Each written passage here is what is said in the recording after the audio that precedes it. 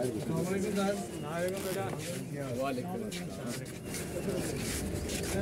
वालेकुम डॉक्टर साहब, कोई बर्फ पिघलती हुई नजर आ रही है या नहीं अभी? से बाहर अच्छा ओके ओके ओके,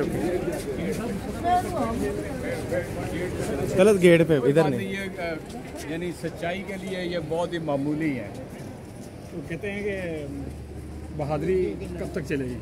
देखिए, मैं आपसे अर्ज करूं, जिस मौक़िफ़ के ऊपर खड़े हैं ना, ये सच्चाई का मौक़िफ़ है और खुदा और खल्क़ खुदा उसने इसको बिल्कुल कबूल कर लिया है कि हम जहाँ पे खड़े हैं 8 फरवरी का जो इंतखाब का नतीजा है, जो इस तरह इंतखाब हुआ कि कोई यानी ना आपका कोई निशान, ना आपके उम्मीदवार का किसी को पता, ना कोई इलेक्शन कैंपेन, ना किसी को जलसा, ना जुलूस, ना खड़े होने दिया। लोग घरों से निकले, लोगों ने पूछा कि भाई क्या